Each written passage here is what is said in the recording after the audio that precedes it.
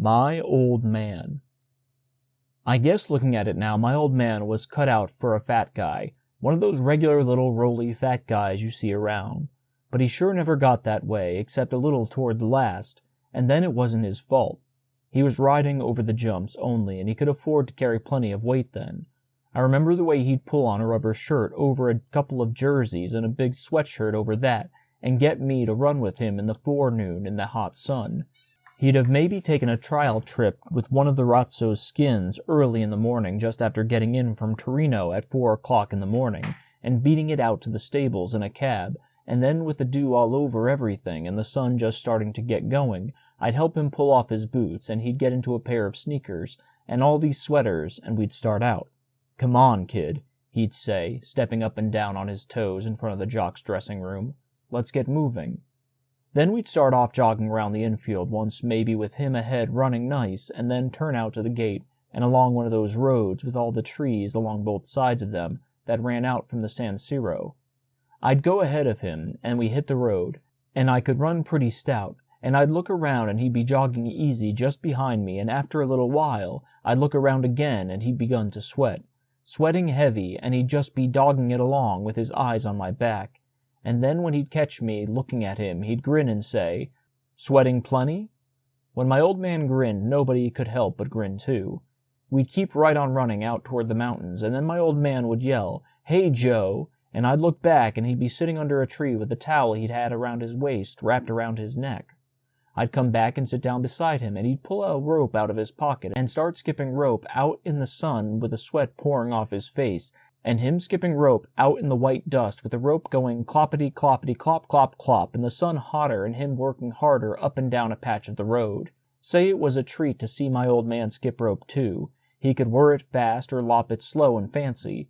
Say you ought to have seen wops look at us sometimes when they'd come by going into town walking along with big white steers hauling the cart. They sure looked as though they thought the old man was nuts. He'd start the rope whirring till they'd stop dead still and watch him, then give the steers a cluck and a poke with a goad, and get going again. When I'd sit watching him working out in the hot sun, I sure felt fond of him. He sure was fun, and he'd done his work so hard, and he'd finish up with a regular whirring that'd drive the sweat out on his face like water, and then sling the rope at the tree, and then come over and sit down with me and lean back against the tree with the towel and a sweater wrapped around his neck. "Sure as hell keeping it down, Joe," he'd say, and lean back and shut his eyes and breathe long and deep. "It ain't like when you're a kid." Then he'd get up before he started to cool, and we'd jog along back to the stables. That's the way it was keeping down to weight. He was worried all the time. Most jocks can just about ride off all they want to. A jock loses about a kilo every time he rides, but my old man was sort of dried out, and he couldn't keep down his kilos without all that running. I remember once at San Siro, Rigoli, a little wop that was riding for Buzzoni came out across the paddock, going to the bar for something cool and flicking his boots with his whip, after he'd just weighed in, and my old man was just weighed in too, and came out with the saddle under his arm, looking red-faced and tired and too big for his silks, and he stood there looking at the young Rigoli standing up to the outdoors bar, cool and kid-looking, as I says, "What's the matter, Dad?" 'Cause I thought maybe Rigoli had bumped him or something, and he just looked at Rigoli and said, "Oh, to hell with it," and went on to the dressing room. Well, it would have been all right maybe if we'd stayed in Milan and ridden at Milan and Torino, 'cause if there ever were any easy courses, it's those two. "Pianola, Joe," my old man said when he dismounted in the winning stall after what wops thought was a hell of a steeplechase. I asked him once. "This course rides itself. It's the pace you're going at that makes riding the jumps dangerous, Joe. We ain't going any pace here, and they ain't any really bad jumps either, but it's the pace always, not the jumps, that makes the trouble." San Siro was the swellest course I'd ever seen, but the old man said it was a dog's life, going back and forth between Mirafiore and San Siro, and riding just about every day in the week with a train ride every other night. I was nuts about the horses, too. There's something about it when they come out and go up the track to the post. Sort of dancy and tight-looking, with the jock keeping a tight hold on them, and maybe easing off a little and letting them run a little going up. Then once they were at the barrier, it got me worse than anything, especially at San Siro with that big green infield and the mountains way off, and the fat wop starter and his big whip and the jocks fiddling them around, and then the barrier snapping up and that great bell going off, and them all getting off in a bunch and then commencing to string out. You know the way a bunch of skins gets off. If you're up in the stand with a pair of glasses, all you see is them plunging off, and then the bell goes off, and it seems like it rings for 1,000 years, and then they come sweeping round the turn. There wasn't ever anything like it for me. But my old man said one day in the dressing room when he was getting into his street clothes, "None of these things are horses, Joe. They'd kill that bunch of skates for their hides and hoofs up at Paris." That's the day he won the Premio Commercio, with La Torna shooting her out of the field the last 100 meters like pulling a cork out of a bottle. It was right after the Primo Commercio that we pulled out and left Italy. My old man and Holbrook and a fat wop in a straw hat that kept wiping his face with a handkerchief were having an argument at the table in the Galleria. They were all talking French, and the two of them were after my old man about something. Finally, he didn't say anything anymore, but just sat there and looked at Holbrook, and the two of them kept after him, first one talking and the other, and the fat wop always butting in on Holbrook. "You go out and buy me a Sportsman, will you, Joe?" my old man said, and handed me a couple of soldi without looking away from Holbrook. So I went out of the Galleria and walked over in front of the Scala, and bought a paper and came back and stood a little way away because I didn't want to butt in, and my old man was sitting back in his chair looking down at his coffee and fooling with a spoon, and Holbrook and the big wop were standing, and the big wop was wiping his face and shaking his head. And I came up, and my old man acted just as though the two of them weren't standing there, and said, "Want an ice, Joe?" Holbrook looked down at my old man and said, slow and careful, "You son of a bitch," and he and the fat wop went out through the tables. My old man sat there and sort of smiled at me, but his face was white and he looked sick as hell, and I was scared and felt sick inside because I knew something had happened, and I didn't see how anybody could call my old man a son of a bitch and get away with it. My old man opened up the Sportsman and studied the handicaps for a while, and then he said, "You gotta take a lot of things in this world, Joe." And 3 days later we left Milan for good on the Turin train for Paris after an auction sale out in front of Turner's stables of everything we couldn't get into a trunk and a suitcase. We got into Paris early in the morning in a long dirty station the old man told me was the Gare de Lyon. Paris was an awful big town after Milan. Seems like in Milan everybody is going somewhere and all the trams run somewhere and there ain't any sort of a mix-up, but Paris is all balled up and they never do straighten it out.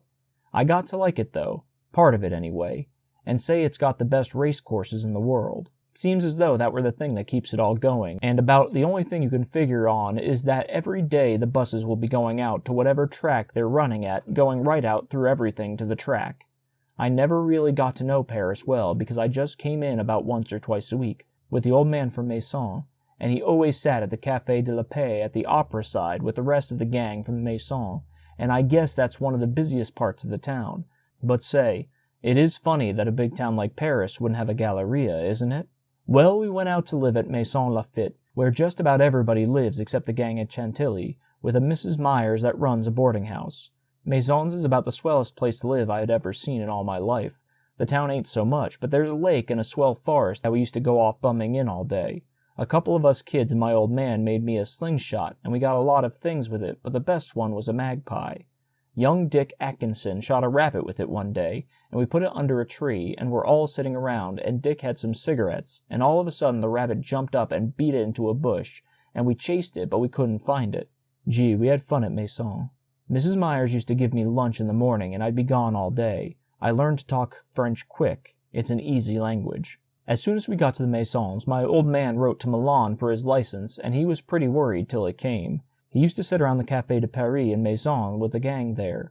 There were lots of guys he'd known when he rode up at Paris before the war lived at Maison, and when there's a lot of time to sit around because the work around a racing stable for the jocks, that is all cleaned up by 9 o'clock in the morning. They take the first batch of skins out to gallop them at 5:30 in the morning, and they work the second lot at 8 o'clock. That means getting up early all right, and going to bed early too. If a jock's riding for somebody too, he can't go boozing around because the trainer always has an eye on him if he's a kid, and if he ain't a kid, he's always got an eye on himself.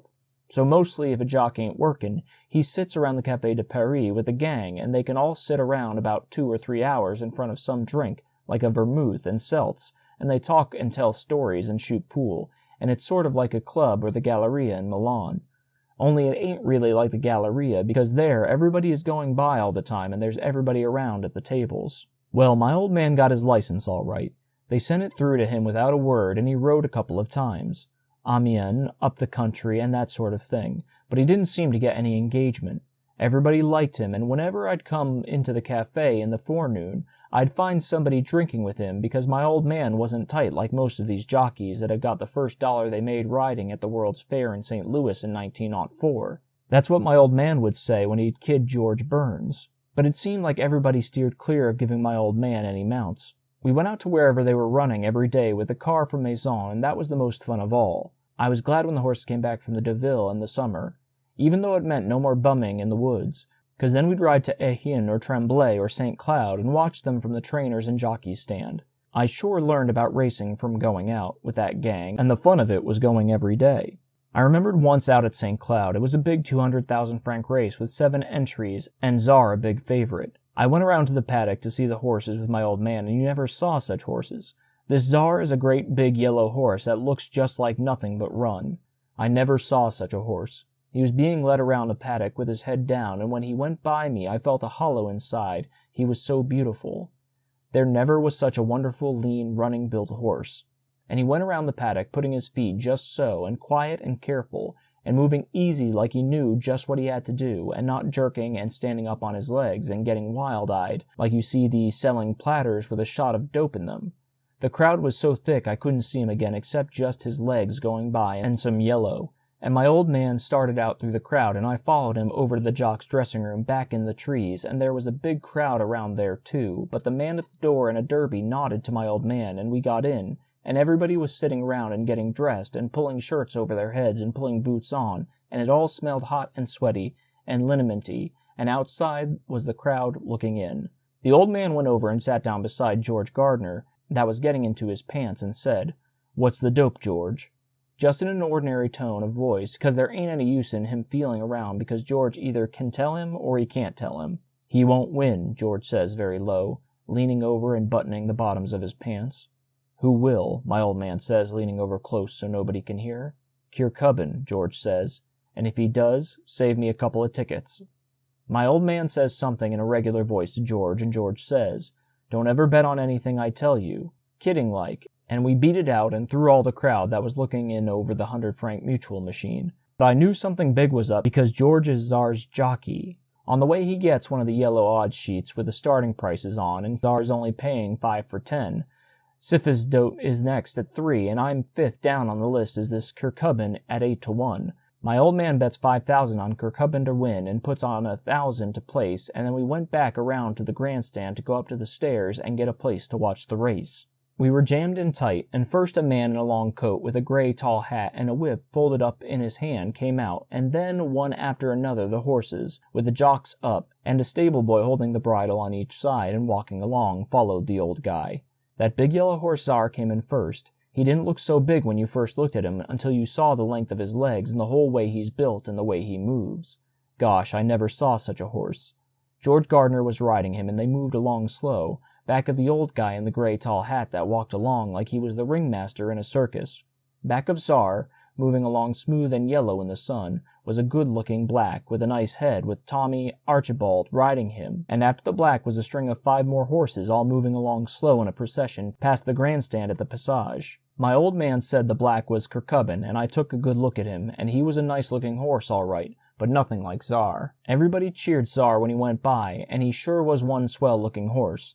The procession of them went around on the other side past the Palouse, and then back up to the near end of the course, and the circus master had the stable boys turn them loose one after another so they could gallop by the stands on their way up to the post and let everybody have a good look at them. They weren't at the post hardly time at all when the gong started, and you could see them way off across the infield, all in a bunch, starting on the first swing like a trot of little toy horses.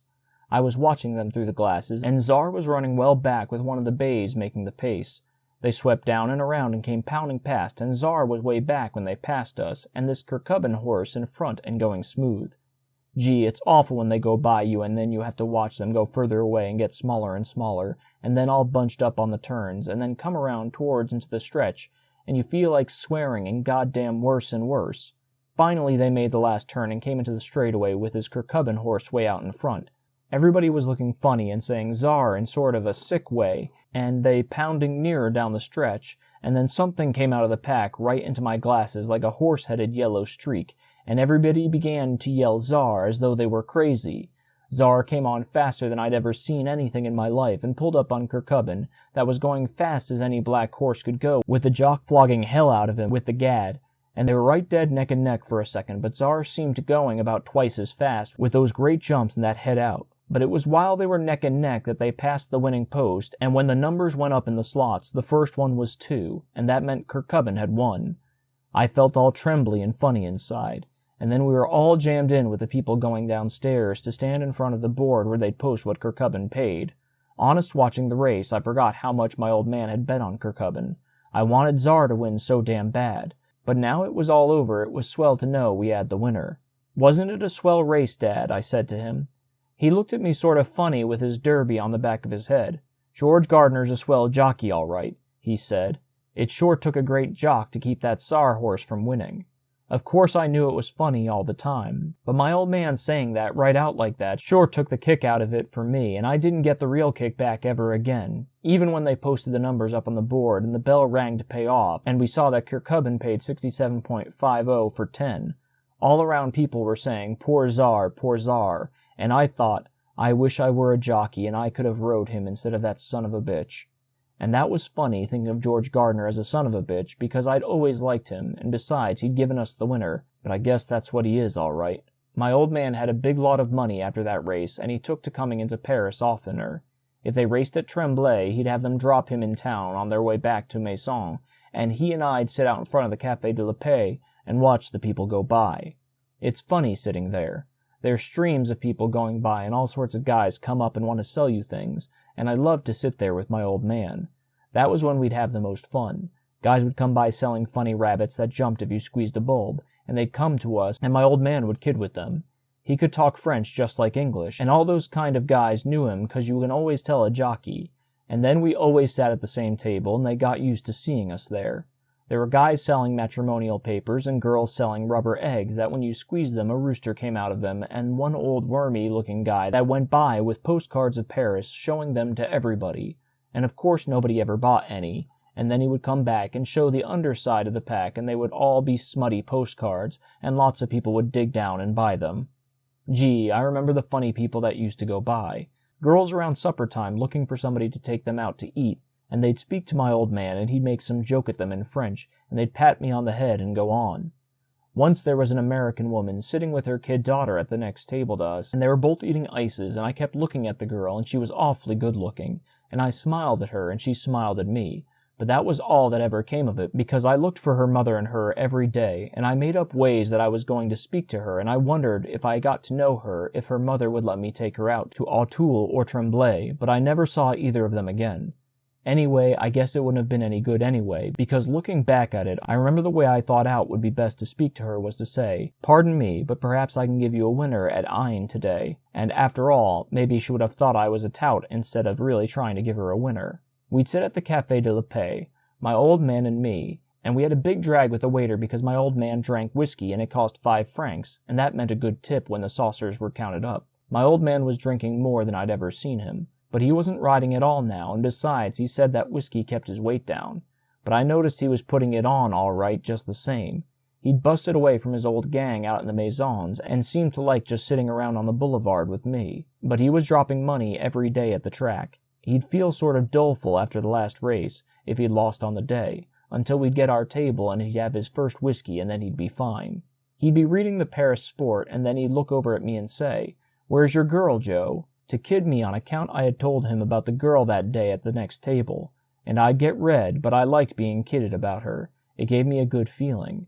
"Keep your eye peeled for her, Joe," he'd say. "She'll be back." He'd ask me questions about things, and some of the things I'd say he'd laugh, and then he'd get started talking about things, about riding down in Egypt or at St. Moritz or on the ice before my mother died, and about during the war when they had regular races down in the south of France without any purses, or betting or crowd or anything just to keep the breed up.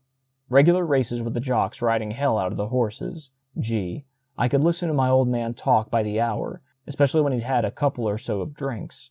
He'd tell me about when he was a boy in Kentucky, and going coon hunting, and the old days in the States before everything went on the bum there. And he'd say, "Joe, when we've got a decent stake, you're going back there to the States and go to school." "What have I got to go back there to go to school for when everything's on the bum there?" I'd ask him. "That's different," he'd say, and he'd get the waiter over and pay the pile of saucers, and we'd get a taxi to the Gare Saint-Lazare and get on the train out to Maison. One day at Artois, after selling a steeplechase, my old man bought in the winner for 30,000 francs. He had to bid a little to get him, but the stable let the horse go finally, and my old man had his permit and his colors in a week. Gee, I felt proud when my old man was an owner.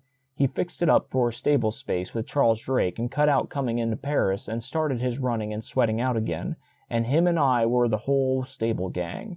Our horse's name was Guilford. He was an Irish bred and a nice sweet jumper. My old man figured that training him and riding him himself was a good investment. I was proud of everything, and I thought Guilford was as good a horse as Czar. He was a good solid jumper, a bay, with plenty of speed on the flat if you asked him for it, and he was a nice-looking horse, too. Gee, I was fond of him. The first time he started with my old man up, he finished third in a 2,500-meter hurdle race, and when my old man got off him, all sweating and happy in the place stall, and went in to weigh, I felt as proud of him as though it was the first race he'd ever placed in. You see, when a guy ain't been riding for a long time, you can't make yourself really believe that he ever has rode. The whole thing was different now, 'cause down in Milan, even big races never seemed to make any difference to my old man. If he won, he wasn't ever excited or anything. And now it was so I couldn't hardly sleep the night before a race, and I knew my old man was excited too, even when he didn't show it. Riding for yourself makes an awful difference. Second time Guilford and my old man started was a rainy Sunday at Artois in the Prix de Murat, a 4,500-meter steeplechase. As soon as he'd gone out, I beat it up into the stand with the new glasses my old man had bought for me to watch them. They started way over at the far end of the course, and there was some trouble at the barrier. Something with goggle blinders was on making a great fuss and rearing around and busted the barrier once, but I could see my old man in our black jacket with a white cross and a black cap sitting up on Guilford and patting him with his hand. Then they were off in a jump and out of sight behind the trees, and the gong going for dear life, and the pari-mutuel wickets rattling down. Gosh, I was so excited. I was afraid to look at them, but I fixed the glasses on the place where they would come out of the back of the trees, and then out they came with the old black jacket going third, and they all sailing over the jump like birds. Then they went out of sight again, and then they came pounding out and down the hill, and all going nice and sweet and easy, and taking the fence smooth in a bunch, and moving away from us all solid. Looked as though you could walk across on their backs, they were all so bunched and going so smooth. Then they bellied over the big double bullfinch, and something came down. I couldn't see who it was, but in a minute the horse was up and a-galloping free in the field, all bunched still, sweeping around the long left turn into the straightaway. They jumped the stone wall and came jammed down the stretch toward the big water jump, right in front of the stands. I saw them coming and hollered at my old man as he went by, and he was leading by about a length, and riding way out over and light as a monkey, and they were racing for the water jump. They took off over the big hedge of the water jump in a pack, and then there was a crash, and 2 horses pulled sideways out of it, and kept going, and 3 others were piled up. I couldn't see my old man anywhere. One horse kneed himself up, and the jock had hold of the bridle and mounted and went slamming on after the place money. The other horse was up and away by himself, jerking his head and galloping with the bridle rein hanging, and the jock staggered over to one side of the track against the fence. Then Guilford rolled over to one side of my old man and got up and started to run on 3 legs, with his off-hoof dangling, and there was my old man lying there on the grass, flat out with his face up, and blood all over the side of his head. I ran down the stand and bumped into a jam of people and got to the rail, and a cop grabbed me and held me, and 2 big stretcher-bearers were going out after my old man, and around on the other side of the course I saw 3 horses, strung way out, coming out of the trees and taking the jump. My old man was dead when they brought him in, and while a doctor was listening to his heart, with a thing plugged in his ears, I heard a shot up the track that meant they'd killed Guilford. I lay down beside my old man when they carried the stretcher into the hospital room, and hung on to the stretcher, and cried, and he looked so white and gone, and so awfully dead, and I couldn't help feeling that if my old man was dead, maybe they didn't need to have shot Guilford. His hoof might have got well. I don't know. I loved my old man so much. Then a couple of guys came in, and one of them patted me on the back, and then went over and looked at my old man, and then pulled a sheet off the cot and spread it over him, and the other was telephoning in French for them to send the ambulance to take him out to the Maison. And I couldn't stop crying and choking, sort of, and George Gardner came in and sat down beside me on the floor and put his arm around me and says, "Come on, Joe, old boy, get up and we'll go out and wait for the ambulance." George and I went out to the gate, and I was trying to stop bawling, and George wiped off my face with his handkerchief, and we were standing back a little ways while the crowd was going out of the gate, and a couple of guys stopped near us while we were waiting for the crowd to get through the gate, and one of them was counting a bunch of mutual tickets, and he said, "Well, Butler got his all right." The other guy said, "I don't give a goddamn if he did, the crook. He had it coming to him on the stuff he's pulled." "I'll say he had," said the other guy, and tore the bunch of tickets in two. And George Gardner looked at me to see if I'd heard, and I had all right, and he said, "Don't you listen to what those bums said, Joe. Your old man was one swell guy, but I don't know. Seems like when they get started, they don't leave a guy nothing."